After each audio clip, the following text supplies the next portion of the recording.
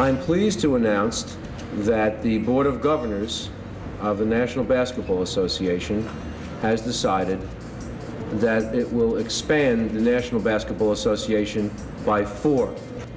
The first 2 teams will be Charlotte, North Carolina, and Miami, Florida. I got a call from this guy. He said, "Hey, I'm George Shinn." I said, "Well, nice to talk to you." He said, "I want to talk to you about the NBA." And I thought he was from another planet. I remember people thinking it was a joke that Charlotte was trying to get this NBA team, and I think it was one of the other cities that was trying to get the franchise said that the only franchise we'd see in Charlotte are the arches of a McDonald's. So I asked him to come to my office. He came to my office and he gave me a really good pitch and why Charlotte deserved an NBA franchise. And he convinced me. That's pretty much how the whole thing happened.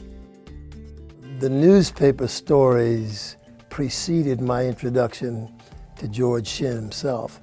This guy was interested in bringing big-time sports to Charlotte. That started to pique my interest a little bit simply because we were building a brand new Coliseum out on Tyvola Road. Harvey Gantt and I had been working on trying to get an arena downtown, and so we knew we had to have an arena, and we argued vehemently at that time to put the arena on the Fish and Oyster lot, which is where the transportation center is now. We were trying to locate it in the center city.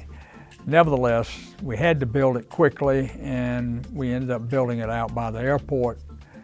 And of course, he was looking at that new facility also as an asset in his pursuit of an NBA franchise.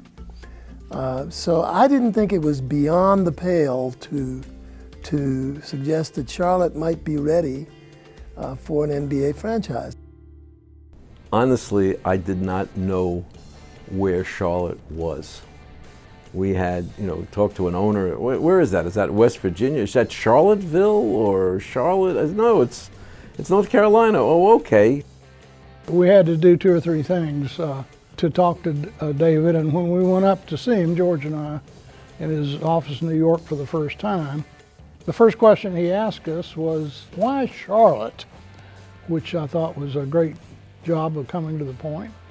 And we said, "It's a market you should have. It's a market you probably don't recognize because all your other markets are urban city markets, and all of those are pretty much taken one way or another." George came in with a lot of enthusiasm and a lot of belief in our community. He was not well known in the Charlotte business community as such, but he certainly became well known. I think he had the personality that caused a lot of people to want to be associated with what could be successful. The enthusiasm that was being expressed, what Charlotte was, what their hopes were, what they could become. Remember, there was no football team there then. It was just, we would have been going into virgin territory for sports. And I was just very impressed with the enthusiasm, the presentation. And George Shinn seemed to be like the little engine that could. He could do it. To the everlasting credit of David Stern, I don't think we would have ever gotten there if it weren't for his patience and his willingness to listen. It would have been very easy to turn these 2 guys from Charlotte, Carolina, wherever that was, away that day and say, "You guys keep trying hard, see you later." But he didn't. He always made room for us, and he always was willing to listen and suggested to the other owners that they listen.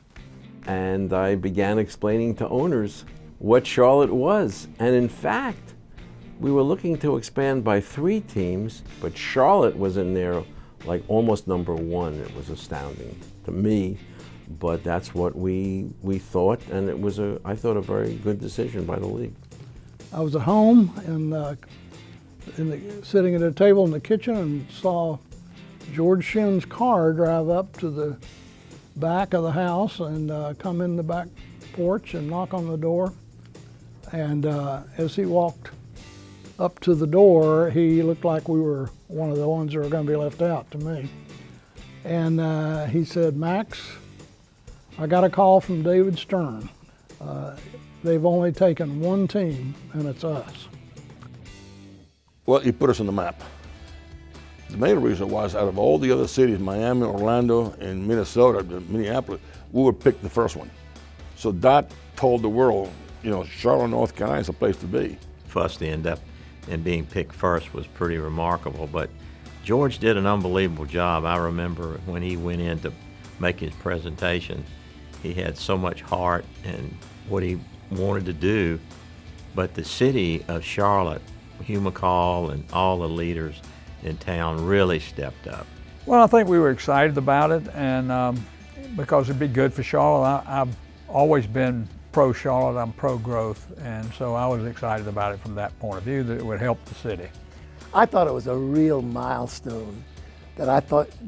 Just hearing that news said more about, well, it said a lot about George Shinn and his people who worked on that, but it said a lot about how people felt about the growth of our city. And for a mayor hearing that, that was a sign of confirmation that we were on the right track to doing what we needed to do. I mean, George had, at the time, everybody in town, you know, loved George because he was trying to do this NBA thing. So the ticker tape parade that they had in Charlotte when we were awarded the franchise was pretty huge.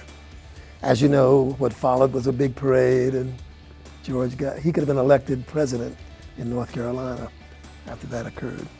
It was extremely exciting as a North Carolinian that was a college basketball player and a college basketball coach to think that we were finally going to be in the big time and have a professional basketball team, the first professional franchise in all of North Carolina, you know, after the ABA.